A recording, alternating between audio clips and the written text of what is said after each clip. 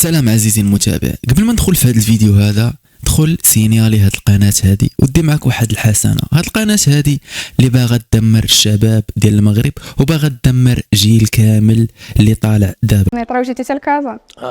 اوكي باش عرفتي علاش؟ على قبلك. ماي جاد.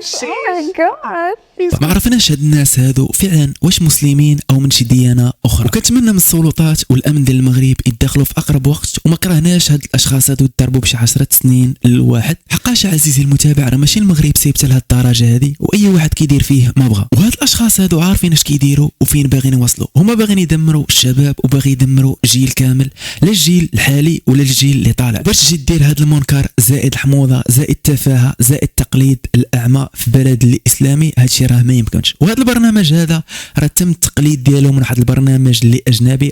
Why do you think you're single? Well, I've been told I'm like a walking red flag.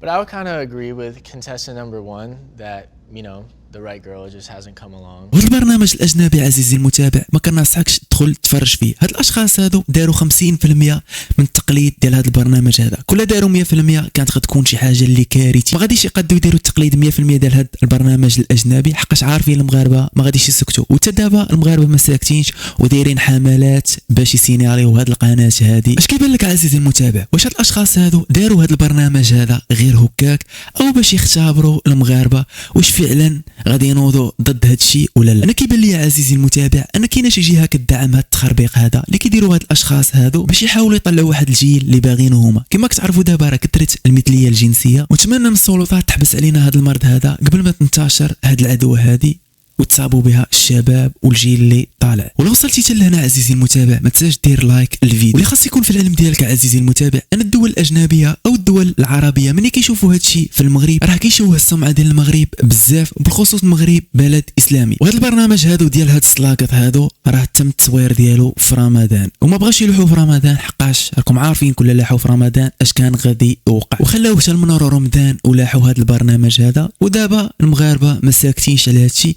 وكنتمناو من السلطات يتدخلوا في اقرب وقت، حقاش خوك الصغير بنتك ولا ولدك الصغير من غادي يشوف هذا الشيء هذا راه غادي يمشي معاه وغادي يديه بعيد. ما عرفتش الشباب علاش كيحاولوا يقلدوا الغرب وانت عندك دين اسلامي وانت مغربي؟ علاش كتقلد الغرب هما عندهم ديانات اخرى؟ وهذا الشيء ما كيمثلناش حنا المغاربه باي شكل من الاشكال. هاد التخربيق اللي داروا هاد الاشخاص هادو. ودابا اللي غادي نقول لك عزيزي المتابع توقف عن جعل الناس الاغبياء مشهورين. ودابا اللي محيرني انا اصدقائي علاش هاد الاشخاص هادو كيتكلموا بالعربيه هما مع العوض كيقلدوا الغرب، كيتكلموا بالعربيه وكيدخلوا كلمات بالانجلي. وهاد الفتاه هادي علاش معريه لينا هاد الجسد هذا؟ انا عزيزي المتابع كيبان ليا هاد الجاريه هادي اللي الثمن ديالها رخيص كيبان ليا غير باغا تشوه السمعه ديال المغرب والمغربيات اللي محافظات على الدين ديالهم ومحافظات على الجسد ديالهم. دابا بيني وبينك عزيزي المتابع واش هاد الفتاه هادي هي فتاه فعلا زوينه ولا لا؟ انا كيبان ليا واخا دارت الكيلوات ديال الماكياج على الجسد ديالها اما زادت خيابت،